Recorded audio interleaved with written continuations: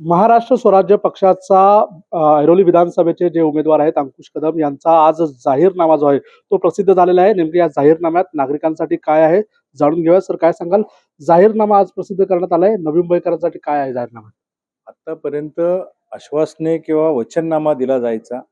आम्ही कर्तव्यनामा दिलेला आहे आणि या ऐरोली मतदारसंघाचे आम्ही जर का लोकप्रतिनिधी म्हणून घेतो तर आमचं कर्तव्य काय आहे आणि या कर्तव्यामध्ये रोजगार निर्मिती असेल, याच्यामध्ये तरुणांचं प्रशिक्षण केंद्र असेल, यामध्ये महिलांचं सक्षमीकरण असेल, यामध्ये या नवी मुंबईमध्ये सगळ्यात महत्त्वाचा मुद्दा आहे की हे नवी मुंबईचं भविष्य जे खऱ्या अर्थानं देशाचं भविष्य असणार आहे हे ड्रग्सच्या विळख्यामध्ये अडकलेलं आहे.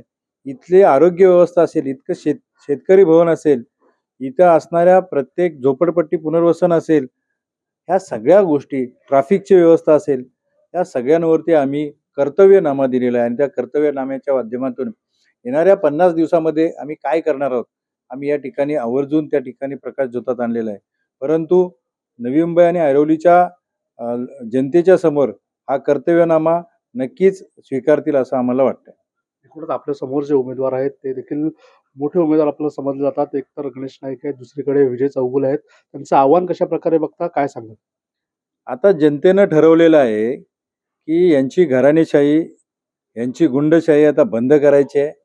जनता अतिशय फार मोठ्या प्रमाणात प्रचंड प्रतिसाद देते आणि तो प्रतिसाद बघून काल मला वाटतं आमच्या ज्यांनी प्रचाराच्या दरम्यानमध्ये काही लोकांना धमकवण्याचा प्रयत्न केला, हल्ले करण्याचा प्रयत्न केला, हा केविलवाना प्रकार झाला आहे. यांच्या पायाखालची वाळू सरकलेली आहे.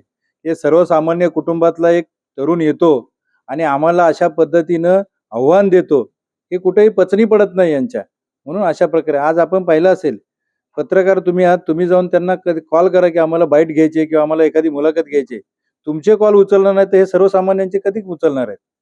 लोकांशी काही देणं घेणं नाही. हे लोकांमध्ये 5-5 वर्ष फिरकत नाहीत आणि आता आपण त्यांना वोटिंग करायचं हे लोकांना पटत नाही. त्यामुळं आता जनता आमच्या बरोबर आहे. त्या कुठल्याही प्रकारचं आम्हाला आव्हान वाटत नाहीये. एकूणच जनता आमच्या बरोबर आहेत आणि त्यांच्यासाठी आणलेला जो कर्तव्यनामा आहे तो देखील जनता स्वीकारेल अशा प्रकारचं वक्तव्य जे आहे ते अंकुश कदम यांनी केलं आहे.